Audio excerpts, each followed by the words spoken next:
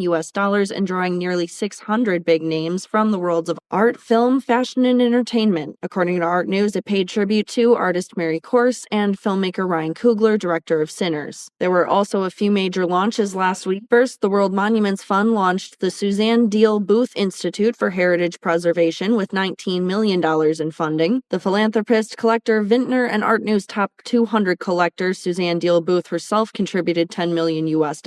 But the institution is intended to serve as a global hub for research, training, and innovation in heritage preservation. And we noticed this headline, honeys, because the fund's initiative represents one of the most ambitious efforts in its organizational history, with 75% of its $60 million campaign goal already secured. The week also saw 7 leading foundations launch a $50 million literary arts fund, which will award grants to U.S.-based nonprofits and fiscally sponsored literary organizations, as well as publishers, that support contemporary writers across poetry, fiction, and creative nonfiction genres, as well as hybrid literary forms via open call cycles over a 5-year span. Though additional contributions were made by some other organizations, the main 7 philanthropic organizations are the Ford Foundation, the Hawthornden Foundation, the MacArthur Foundation, the Mellon Foundation, the Poetry Foundation, and an anonymous foundation. The launch of this fund is significant, honeys, because according to data compiled by Candid, a nonprofit that compiles research on other various nonprofits, literature is the least supported artistic discipline in the country, despite there being a number of nonprofit literary organizations. One of their studies, quote, found that only 1.9% of the $5 billion in arts grants awarded in 2023 went to the literary arts, end quote. Last week also saw Dubai reveal its plans for its first modern and contemporary art museum. Pritzker Prize-winning Japanese architect Tadao Ando unveiled their designs inspired by natural elements, water, wind, pearls and shells, etc. The 5-story building will feature all the usual things museums have, like galleries, event spaces, a restaurant, educational resources, so on. As we've mentioned before, honeys, global attention has been centered on the Gulf's ascendant art market, and this will join Dubai's growing number of infrastructure projects intended to elevate the city-state's global art profile. However, this one too is being perceived as a quote-unquote art washing project to distract from, quote, the scrutiny of regional leaders' human rights records both nationally and internationally. This week, the UAE faced condemnation from human rights groups over its alleged involvement in the massacres taking place in El Fasher, Sudan, by the UAE-supported Rapid Support Forces, end quote, and the government has yet to comment, as ArtNet points out. Last week also saw PETA call for Egypt to allocate Grand Egyptian Museum revenue to supporting an animal sanctuary. PETA PETA's Asian branch sent a letter to Egyptian President Abdel Fattah el-Sisi on October 31st, notifying him of PETA's recently released video footage of the dead bodies of horses and camels stacked outside the new museum's walls and urging the institution to rectify the situation by, quote, allocating a portion of the museum's profits to create a sanctuary that would relocate and retire every single horse and camel, end quote. That letter reads in part, quote, while millions of visitors will be drawn to the GEM because of Egypt's cultural achievements,